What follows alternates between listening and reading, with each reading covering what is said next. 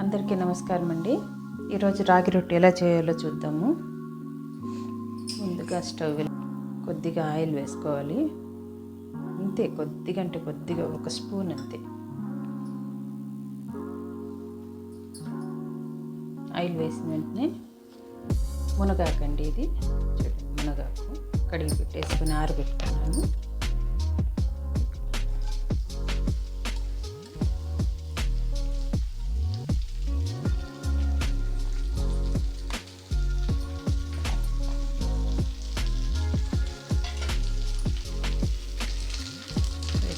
కొద్దిగా వాడ్చుకోవాలి.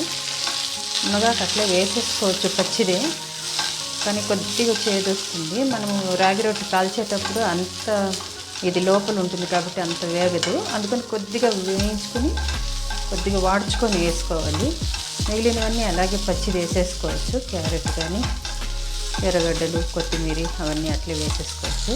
ఇది మాత్రం కొద్దిగా అట్లా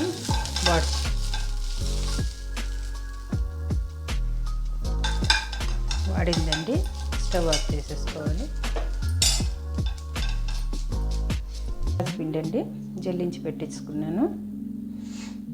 ఇప్పుడు ఇందులో మనం ఒక్కొక్కటి యాడ్ చేసుకుందాము. ఇప్పుడు వేయించాం కదా మునగాకు, ఆరిన తర్వాత దీంట్లోకి వేసేసేయండి.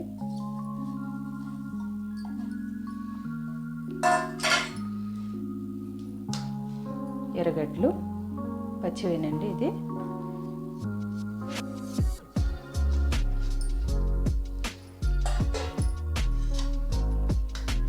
సన్నగా క్యారెట్ తురుముకున్నాను. పచ్చిమిరపకాయలు సన్నగా, ఎందుకంటే పిల్లలు తింటారు కదా, అడ్డు రాకుండా వేసేసుకోవాలి. కొత్తిమీర కొద్దిగా బాగా ఎక్కువ వేసేసుకున్నాను.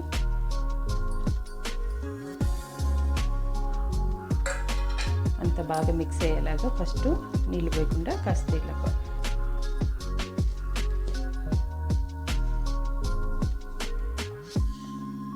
ఉప్పు అండి,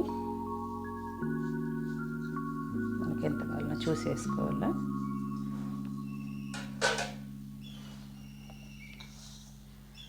ఫస్ట్ ఇలాగే ఈ ఎర్రగడ్డల్లో కొంచెం నీళ్ళు ఉంటుంది కదా, ఇవంతా కొద్దిగా బాగా కలిసేలా కలుపుకోవాలి.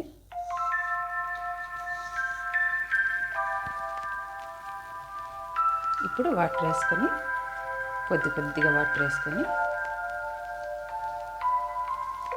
కలుపుకోవాలి.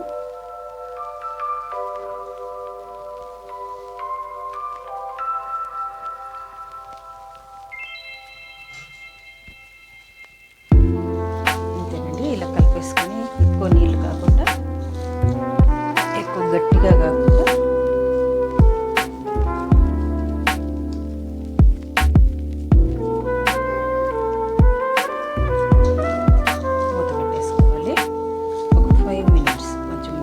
నానుతుందన్నమాట.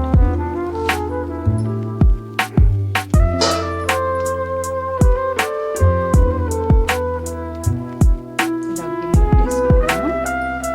బట్ బాగా తడుపుకున్నాను. తడుపుకొని వేసేసుకోవాలి.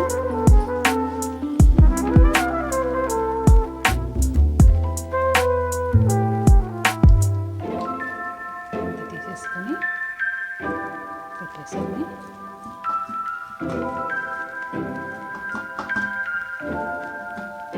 కొద్దిగా వాటర్ ఇట్లా వేసేసుకొని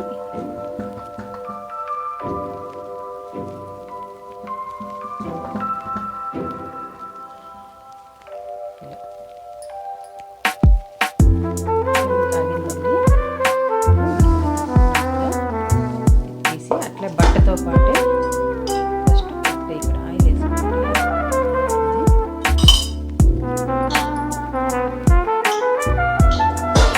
ఇలా బట్టతో పాటు తీసేసుకొని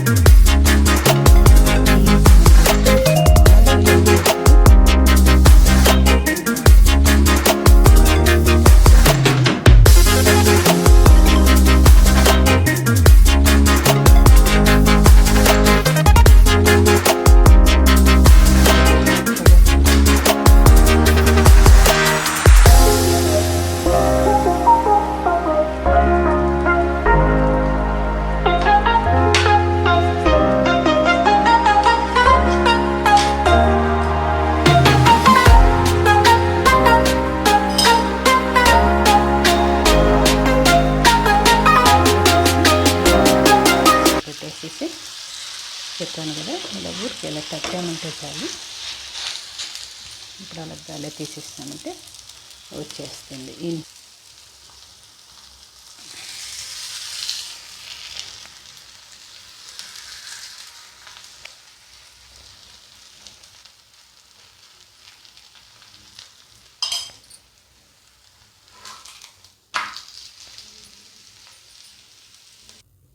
అంతేనండి, రెడీ అయింది.